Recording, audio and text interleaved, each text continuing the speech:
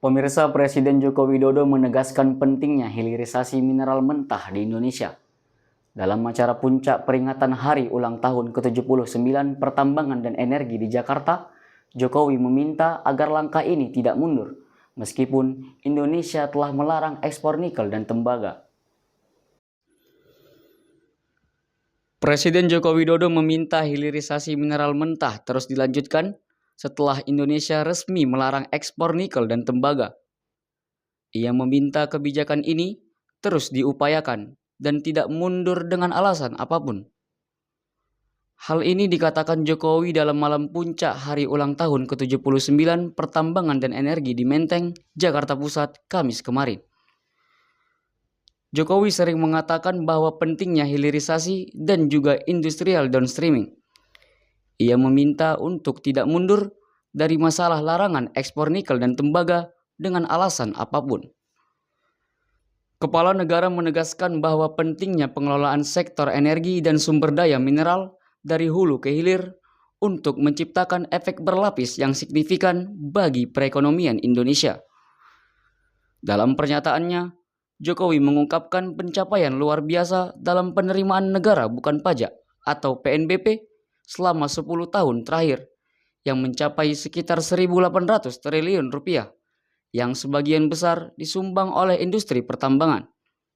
Dengan rincian penerimaan sebesar 348 triliun rupiah pada tahun 2022 dan 229 triliun rupiah pada tahun 2023, Jokowi menekankan bahwa nilai tambah yang dihasilkan dari sektor energi dan sumber daya mineral sangatlah krusial.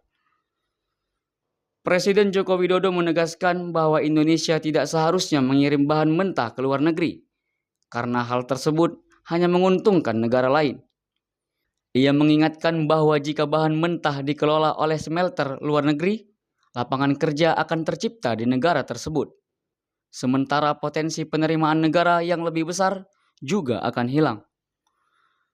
Jokowi menegaskan bahwa sudah lebih dari 400 tahun Indonesia mengirim barang mentah ke luar negeri. Dan selama itu, kekayaan serta kemajuan justru dinikmati oleh negara lain. Ia mengajak semua pihak untuk tidak lagi berpikir pendek, karena hilirisasi seharusnya membawa manfaat bagi masyarakat luas. Karena nilainya sangat besar sekali. Nilai tambah harus ada di dalam negeri. Added value harus ada di dalam negeri. Bukan mentahan yang kita kirim, raw material yang kita kirim, kemudian yang menikmati negara-negara lain. Enggak bisa seperti itu. Enggak bisa lagi seperti itu. Kesempatan kerja malah tercipta di sana. Keuntungan malah mereka yang menikmati. Enggak bisa. Kita sudah 400 tahun lebih mengirim barang-barang mentah kita, bahan-bahan mentah kita, raw material kita ke luar negeri. Yang kaya mereka, yang menjadi negara maju mereka, kita tidak bisa melompat. Inilah yang sering saya sampaikan, pentingnya hilirisasi. Industrial downstreaming, penting sekali. Jangan ada yang mundur untuk satu masalah ini dengan alasan apa. Presiden Joko Widodo menjelaskan bahwa hilirisasi memiliki potensi besar untuk menguntungkan masyarakat melalui peningkatan penerimaan negara.